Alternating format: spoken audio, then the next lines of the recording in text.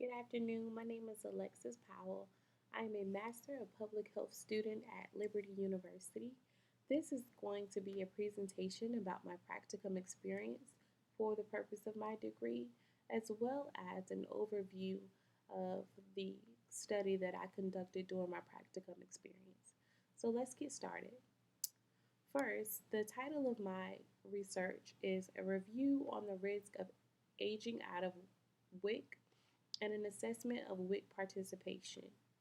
So, what is WIC or the WIC program? So, WIC is an acronym for the Special Supplemental Nutrition Program for Women, Infants, and Children, um, WIC. So, WIC was brought to light in 1972 by the FDA. Subsequently, WIC has continued to play a pivotal role in the lives of many low income or economically disadvantaged families, especially in rural areas. WIC participation is especially important in rural areas as participation is um, statistically higher in rural areas than urban areas. So, what exactly did I do during my practicum experience? Well, my practicum experience was held at a facility entitled Albemarle Regional Health Services. Albemarle Regional Health Services is a um, organized health agency that attends to 8 county health departments in northeastern North Carolina, and those health departments consist of Pasquotank, Perquimans, Currituck, Hertford, Bertie, Gates, Camden, and Chowan counties.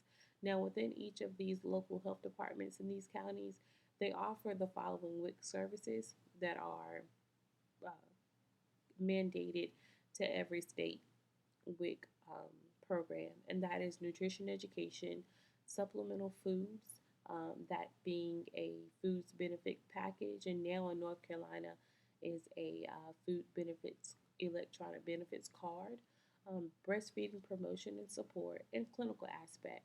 Um, Clinical aspect meaning that there is a clinical staff such as a nurse or practical nurse that is there to take the hematocrit or hemoglobin levels of the WIC participants or applicants, as that is a part of WIC eligibility, having a certain hemoglobin level or maintaining a certain hemoglobin level. So I'll go ahead and dive right into the objective of my study, that being to define the risk associated with aging out of WIC and to gain an in depth understanding of the impact of WIC participation.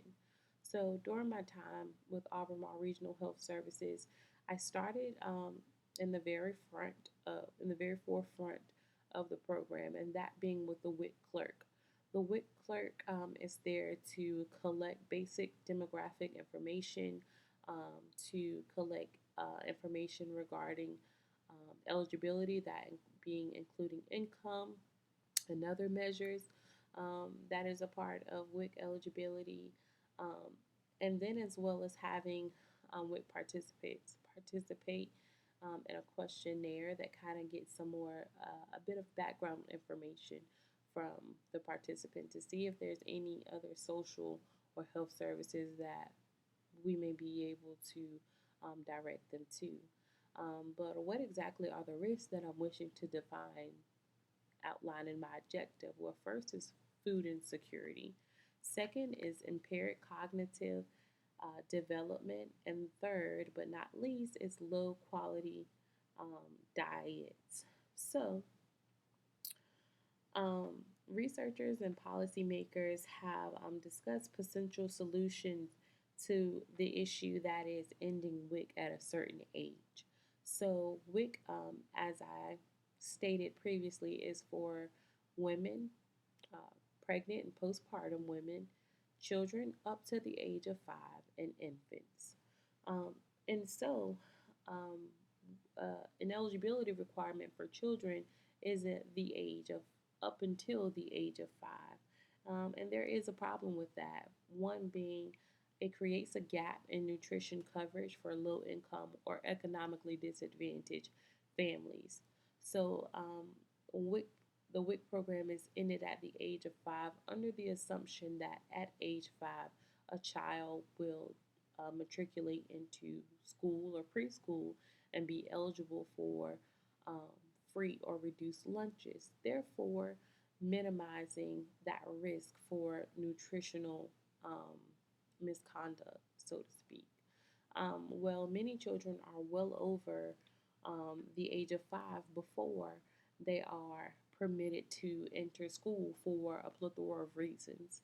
And so ending WIC at age 5 creates that gap, and that gap thus creates the risk of food insecurity.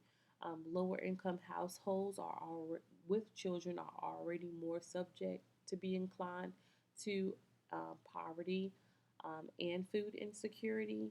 And then ending WIC at age 5 thus stimulates that feeling of food insecurity or the process by which a family is food insecure. Second, impaired cognitive development. Nutrition or adequate nutrition, I should say, has been linked to proper or timely um, cognitive development in unborn children through the mother's diet, and then as well as children in early ages from birth up until about age 3. And then lastly, low quality diet. It has Studies have shown that WIC participants have a better diet quality than non-WIC participants, and thus ending WIC at age 5 permits low diet quality. So the study design in which I will operate under is plainly simple. I collected demographic data and participation status via Albemarle Regional's EMR, um, and that is the electronic medical record that they use. And secondly, I administered a survey via the telephone consisting of a questionnaire of 6 questions, one being an open ended question.